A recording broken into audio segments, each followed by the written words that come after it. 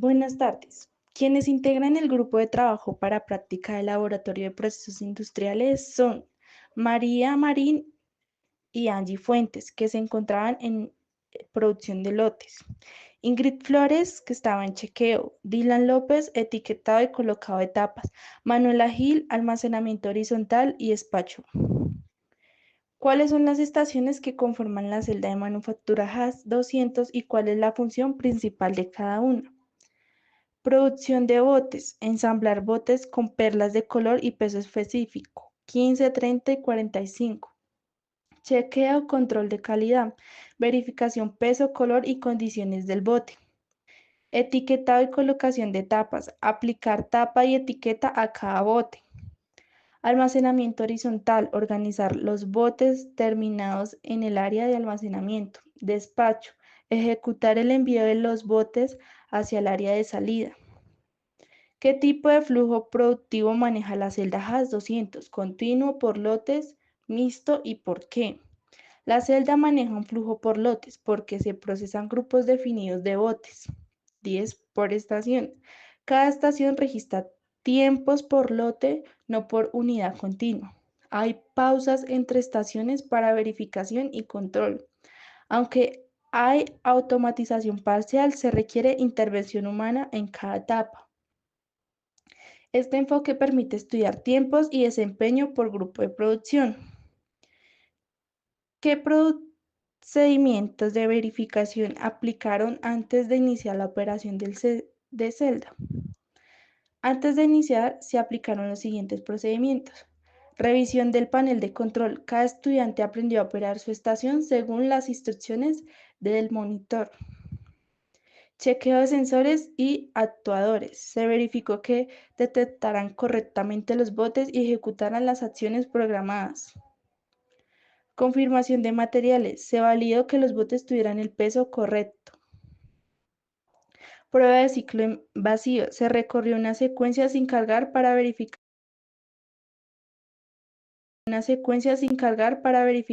la lógica del proceso. Verificación de seguridad. Se inspeccionó que no hubieran obstrucciones ni fallas visibles en la celda. ¿Cómo identificaron la secuencia lógica del proceso para construir la hoja de procesos? La secuencia se identificó mediante observación directa del recorrido de los botes en cada estación, registro cronológico de las operaciones desde producción hasta despacho, separación de tiempos manuales y de máquina, como exige la guía, validación con el auxiliar de laboratorio, asegurando que la secuencia coincida con la lógica programada en la celda. Muchas gracias. ¿Qué estación identificaron como posible cuello de botella y en qué evidencia la determinaron? Bueno, como posible cuello de botella fue la que se presentó en mayor tiempo de ciclo promedio en la comparación de las demás. Se podría hacer que la primera, pues al momento llenaba de los botecitos, ya que pues dependía de los gramos que pedían, pues era la demora. Además, al momento de salir, pues para que la otra persona aceptara para que siguiera el bote, tenía su demora. O también podría ser el momento final para poder guardar los botecitos en cierto cubículo, era demorado. Entonces, al hacer las mediciones cronometradas, esta estación mostró los tiempos más altos a mayor variedad, se observó acumulación de piezas esperando a ser procesadas, el cálculo del throughput. Esta estación limitó la producción por hora porque el resto de celdas se trabajaba más rápido. Entonces, el ritmo de celdas lo marcaba esa estación porque era la más lenta. Pregunta 7. ¿Qué tipo de simbología utilizaron para el diagrama de flujo y por qué es importante respetar la estandarización? Bueno, se utilizó el lóbulo, que es inicio y fin de proceso, rectángulo, que es actividades y operaciones, el rombo, que son las decisiones, sí o no, las flechas, que es flujo de procesos, o documento, que son o datos, que es cuando se aplica. La estandarización es importante porque permite que cualquier persona entienda el diagrama sin ambigüedad. Reduce errores al interpretar el proceso, mantiene uniformidad con el que exige la guía y la industria y facilita análisis posteriores como balanceo, estudio de tiempos y detección de cuellos de botella. ¿Qué actividades agregaron valor y cuáles no dentro del recorrido del proceso? El llenado de perlas en el bote, la colocación de tapas y etiquetado, la verificación funcional en control de calidad que asegura que el bote cumple requisitos el almacenamiento final organizado de piezas terminadas. Estas transforman el producto y pues el cliente estaría dispuesto a pagar por ellas.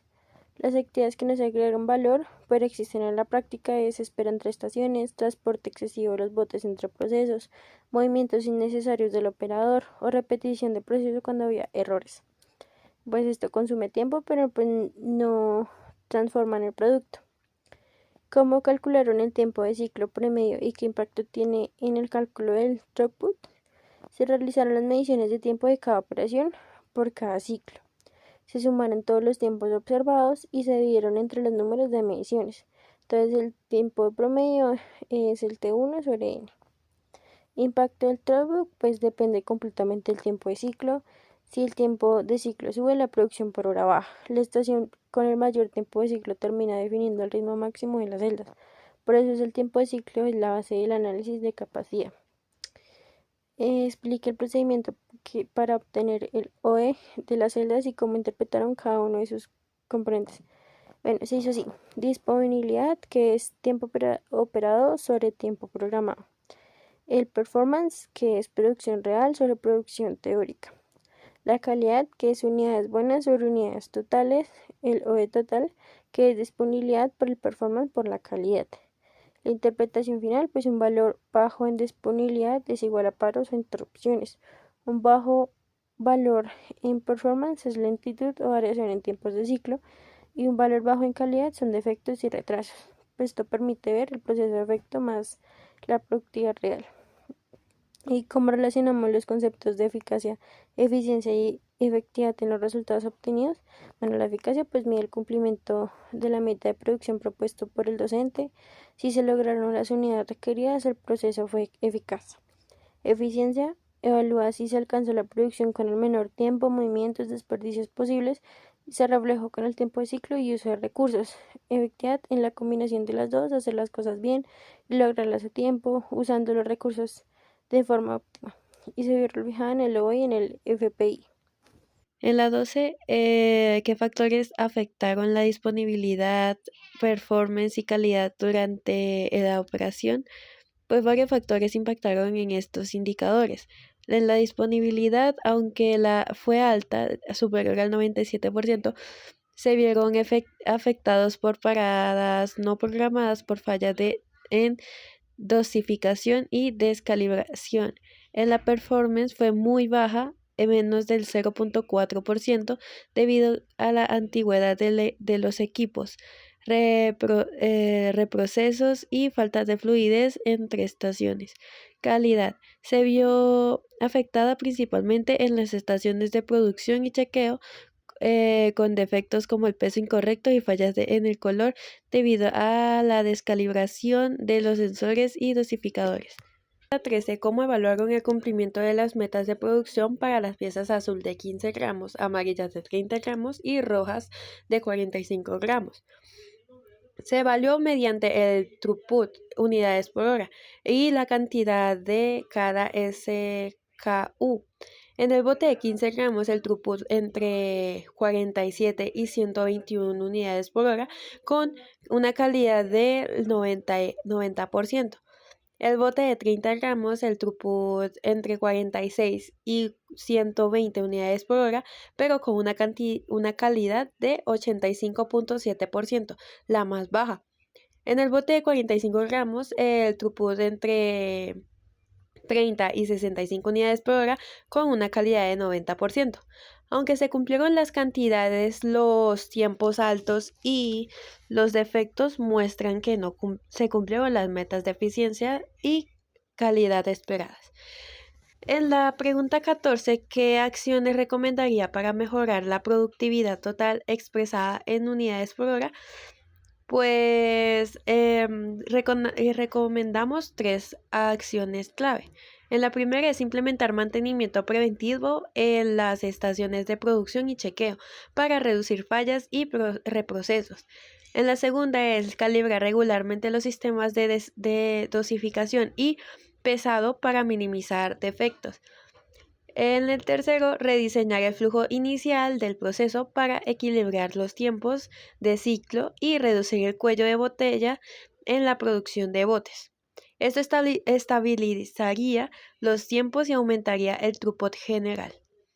En la pregunta 15, ¿cómo determinaron la calidad de los botes procesados y qué tipo de defectos identificaron? La calidad se determinó mediante el indicador de calidad por porcentaje, calculando como unidades buenas sobre unidades totales. Los defectos se registraron en las hojas de proceso y fueron principalmente peso incorrecto por descalibración, color no conforme, cierre incompleto o tapas mal selladas. Y pues la mayor parte de estos defectos se originó en la estación de producción de botes, afectando todo el flujo posterior. ¿Qué significa el First Pass Yield y qué reveló este indicador sobre el proceso observado? El First Pass Yield es un indicador que mide cuántas unidades del proceso salen bien desde el primer intento, sin necesidad de reprocesos ni correcciones adicionales. En nuestro análisis reveló que la celda AS200 tiene un desempeño deficiente en las primeras estaciones, especialmente en producción de botes y chequeo análogo. Esto se debe a la alta cantidad de defectos generados por problemas de dosificación, descalibración del sistema y variabilidad en el peso de los botes. Como consecuencia, una parte significativa de la producción no supera la inspección en el primer intento, lo que incrementa los tiempos de ciclo, disminuye el rendimiento del proceso y afecta directamente indicadores como calidad, performance y OEE global. En resumen, se evidenció que el proceso no es estable ni confiable porque produce demasiadas unidades defectuosas desde el inicio. Pregunta 17. ¿Cómo evaluaron la consistencia de la producción entre ciclos consecutivos? Para evaluar la consistencia del proceso entre ciclos consecutivos, analizamos principalmente los tiempos de ciclo registrados en los 18 ciclos de cada estación y para cada SKU.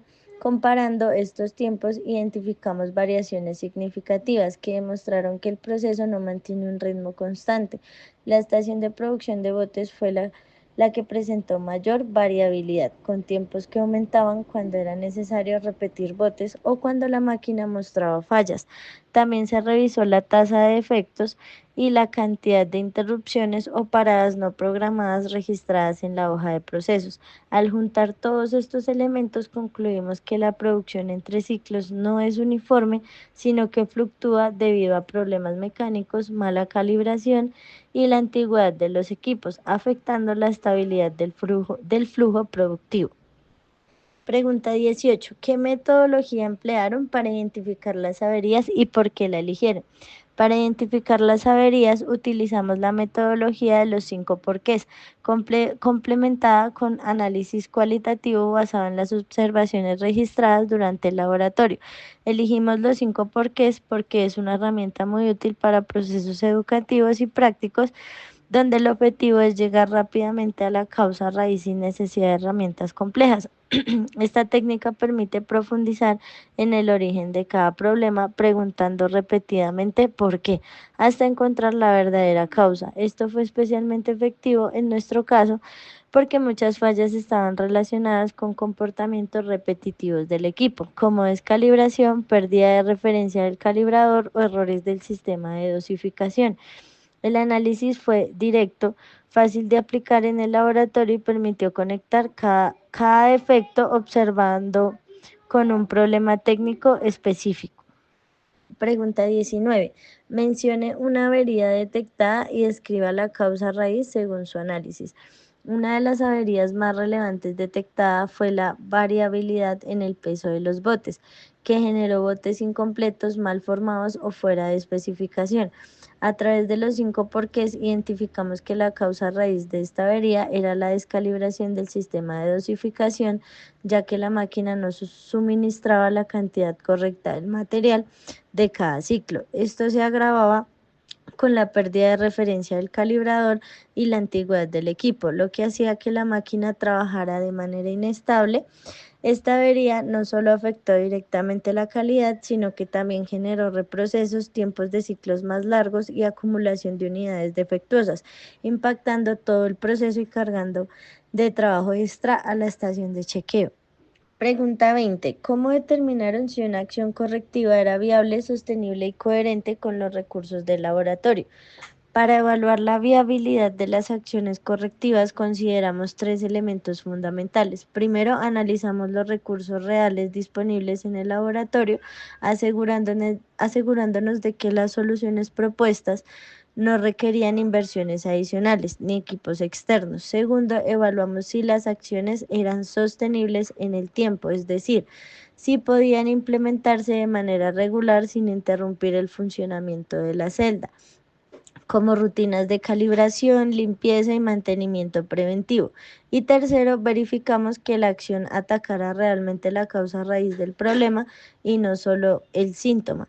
Con base en estos criterios concluimos que la acción correctiva más viable era implementar un programa de calibración más riguroso y un mantenimiento preventivo periódico en las estaciones iniciales, especialmente producción de botes y chequeo, ya que esta intervención es económica, fácil de aplicar y permite mejorar directamente la estabilidad del proceso. Pregunta 21. ¿Cómo se distribuyeron las responsabilidades del equipo durante la práctica y qué impacto tuvo la eficiencia? Bueno, se repartieron de la siguiente manera. Estación de producción de botes, María Marín y Angie Rojas. Estación de chequeo número 6, Ingrid Flores. Estación de etiquetado y colocación de tapas, Dylan López. Estación de almacenamiento horizontal, Manuela Gil. Estación de despacho, Manuela Gil y Dylan López. Bueno, lo que se usó para que fue una manera eficiente, fue el liderazgo de proyecto, un análisis de procesos, que en ese cargo nos íbamos rotando, y sobre todo para poder llegar a algo más rápido, fue que nos empezamos a coordinar todos de una manera adecuada, para que pudiéramos sacar rápido el producido de botes. Soluciones de mantenimiento, pues cuando empezaba a fallar una máquina, nosotros tratamos de arreglarla lo más pronto posible para que pudiéramos sacar el producido. Pregunta 22. ¿Qué criterios utilizaron para documentar el informe técnico de manera clara y estructurada? Los criterios que se usaron fue criterios de estructura y estabilidad analítica, de lo cual tenía la metodología, la preparación que se tuvo y las fórmulas que se usaron para poder hacer los Exceles. El otro criterio que se utilizó fueron criterios de trazabilidad y validación de datos. Fue a donde se colocaron todos los datos y los nombres de cada uno en lo que se encargó cada quien, como las observaciones y los registros de producción y calidad. Otro criterio que se utilizó fueron criterios de precisión y enfoque industrial, que fue ya lo último, identificando las causas, los defectos, diferencias y ineficiencias y las conclusiones que sean orientadas pues a la industria. Estos fueron los criterios que se llegaron a realizar para el informe. Pregunta 23. ¿Cómo interactuaron con el auxiliar del laboratorio para validar el diagnóstico realizado? Primeramente se buscó integrar el conocimiento técnico del equipo con las experiencias prácticas y tácticas del auxiliar, ya que él nos enseñaba paso a paso cómo se debía realizar de la siguiente manera cada tarea de cada puesto que le tocó a los compañeros, como la verificación, el contexto, el sellado, el envase y todo eso. También la aplicación, que fue el diagnóstico y la validación operacional. Algo que también fue muy importante fue la transferencia de conocimiento, que fue cuando el auxiliar nos explicaba paso por paso cada cosa. Para poder tener una buena comunicación, tocaba ponerle cuidado y pues aceptar cuando no lo hacía bien. El personal también del laboratorio, que en este caso fuimos nosotros, el auxiliar le explicó a cada uno cómo debía realizarse cada tarea debida. Pregunta 24. ¿En qué medidas el análisis realizado permite proponer mejoras generales para las celdas AS200? Bueno, el análisis que realizamos de las celdas AS200 es una duda fundamental, ya que para proponer mejoras fundamentales o generales no se identificaron solo los problemas, sino que cuantificamos donde el por qué se perdía la eficiencia de cada puesto y la calidad, lo que nos permitía dar un enfoque de mejor estrategia, no solamente oprimir botones, sino algo que era más de organización sobre el equipo. La principal conclusión pues, que leímos fue que al mejorar discretamente la disponibilidad de persona, se subió un 97% de lo que estaba al principio, que no teníamos práctica. El rendimiento al principio era extremadamente baja. Fue subiendo regularmente en casos que llegaban solo al 0.4 del objetivo, que era en el mejor tiempo posible. Eso nos decía que la maquinaria ya estaba lista para operar, pero nosotros no estábamos listos para poderla ejecutar de manera correcta, ya que atacando pues a que era la calidad, que era la botella, o en este caso los envases, y la calidad de la máquina era que se detenían muchas veces y se retrasaba todo el producido pues, de nuestro equipo y de los demás. La reducción de cada cosa eran las observaciones que nosotros tuvimos en cuenta, ya que muchas veces no solamente se atrasaban, sino que se detenía por completamente todas las estaciones solo por un atrasarse. Eh, en el caso que pues, nos permite es pasar una reparación puntual, que podemos optimizar el proceso para garantizar al corregir la calibración y dosificación de cada máquina, ya que los tiempos del ciclo están un poco retardados, que nos pareció ver, y pues para poder mejorar este análisis optimizaremos todos los indicadores de desempeño evaluando en las celdas, una por una. Pregunta 25. ¿Por qué la evaluación de procesos en una celda automatizada es fundamental para la formación de ingenieros industriales? La práctica inculca la importancia de la confiabilidad y el mantenimiento, no solamente de los problemas de calibración y la variedad de operativa que encontramos en cada celda. Enseña que los ingenieros industriales es ante todo una gestión activa, que diseñar, de programar mantenimiento preventivo, una estrategia de eficiencia, asegurando la estabilidad del proceso y calidad del origen. En esencial, las celdas transforman al estudiante un solucionador de problemas cuantificables y estratégicos, que busca una mejor fluidez al proceso que se esté realizando en la manufactura o en el área que se esté especializando. Es ese abrebocas que no solamente se realiza por aprender, sino que lo que pasan en casos reales, como los errores o las cosas que no salían bien en las celdas. Y así se explica en la vida cotidiana de un ingeniero industrial.